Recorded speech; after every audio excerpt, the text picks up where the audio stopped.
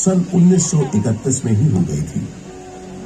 Alfred park में museum के वर्तमान भवन का शिलान्यास पंडित नेहरू ने 14 दिसंबर 1947 को किया और भारतवर्ष के 4 राष्ट्रीय संग्रहालयों में से एक इलाहाबाद म्यूजियम सन 1954 में आम जनता के लिए खोल दिया गया।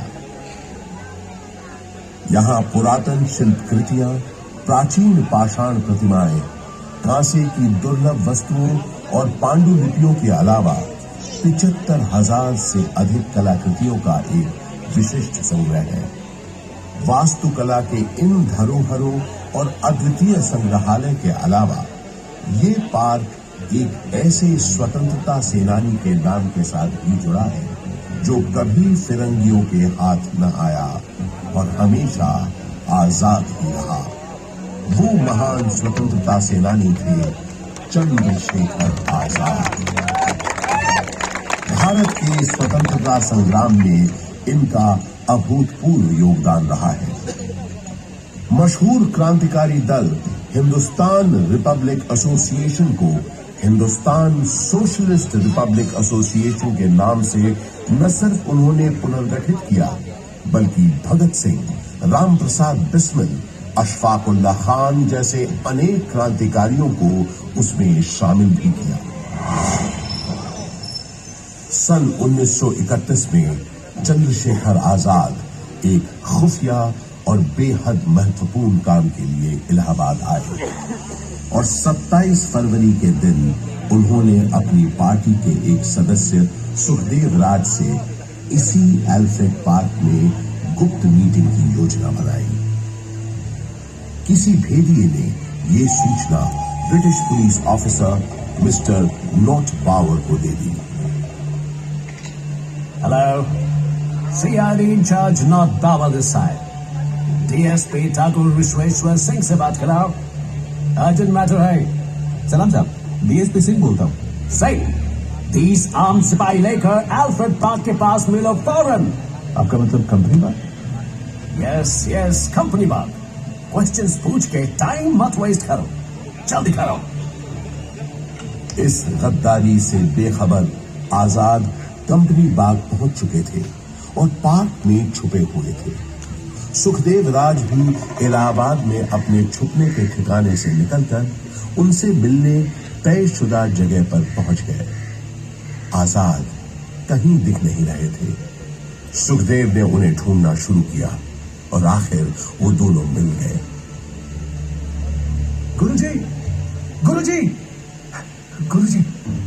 सुखदेव, किसी ने तुम्हारा पीछा तो नहीं किया? आप निश्चिंत रहें गुरुजी, मैंने यहाँ आते वक्त पूरी सावधानी बरती है। शाबाश सुखदेव, शाबाश। मैंने तुम्हें यहाँ बहुत जरूरी मंत्रणा के लिए बुलाया है। जी बताइए। मैं चाहता हूँ कि तुम और तुम्हारे 4-5 विश्वास पात्र साथी। आजाद और सुखदेव की बातचीत शुरू हुए ज्यादा देर नहीं हुई थी कि नॉट बावर 30 राइफलधारी सिपाहियों के साथ यहां पहुंच गया।